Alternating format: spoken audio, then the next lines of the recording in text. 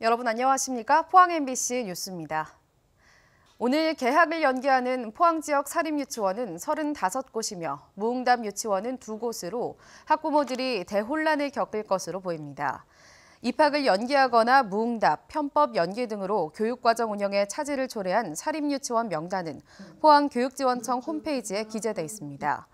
포항교육지원청은 이들 유치원에 대해 시정명령을 거쳐 고발 조치하는 등 아이들을 볼모로 한 집단 행동에 대해서는 매우 엄정하게 대응키로 했습니다. 경북도교육청은 유치원 입학일을 연기하려면 유치원 운영위원회 자문을 거쳐야 하는데 이를 지키지 않고 연기하는 것은 유아교육법상 불법이라며 향후 발생하는 불법 행위에 대해 법과 원칙에 따라 대응하겠다고 밝혔습니다.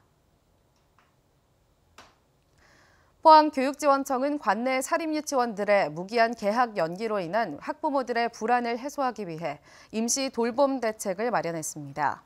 교육지원청은 해당 유치원 원아들을 대상으로 홈페이지와 전화 등을 통해 임시 돌봄 신청을 접수받고 있으며 공립단설유치원과 국공립 어린이집 시설 등과 연계해 임시 돌봄 서비스를 제공할 계획입니다. 또한 대책 전담반을 가동해 분산 배치된 사립유치원 원아들의 돌봄 제공 현황을 점검 지원할 계획입니다. 공정거래위원회는 한유총이 회원사에게 개학 연기를 강요하면 공정거래법을 위반할 소지가 있다고 보고 관련 정황을 파악할 계획입니다. 법무부는 한유총의 개학 연기 행위가 교육관계 법령 위반 소지가 크다며 불법 행위에 대해 법과 원칙에 따라 엄정 대응하겠다고 밝혔습니다. 검찰과 경찰은 시도교육청에서 개학 연기에 대한 고발이 접수되면 신속히 수사에 착수할 방침입니다. 한편 사립유치원에 지원되는 국가 세금은 매년 2조 원에 달하는 가운데 지난 26일 집회에서 한유총은 유치원을 치킨집에 비유하며 사유재산임을 강조해 학부모들의 반발이 더욱 증폭되고 있습니다.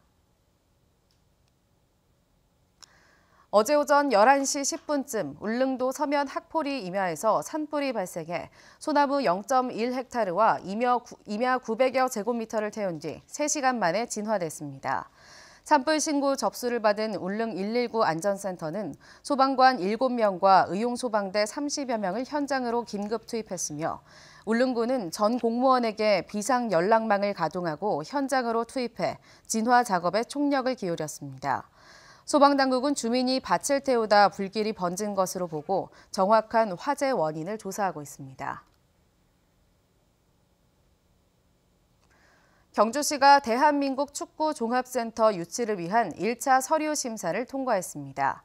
대한축구협회는 24개 지자체가 신청한 제안서에 대한 1차 서류 심사를 통해 경주와 울산, 세종시 등 12곳의 후보를 발표했으며 오는 4월까지 프레젠테이션과 현장 실사를 거쳐 최종 우선 협상 지자체를 선정합니다. 경주시는 보문단지 내 엑스포공원 유휴부지 36만여 제곱미터를 대한축구종합센터 건립후보지로 정하고 대한축구협회에 신청서를 냈습니다. 이상으로 포항 MBC 뉴스를 마칩니다. 여러분 고맙습니다.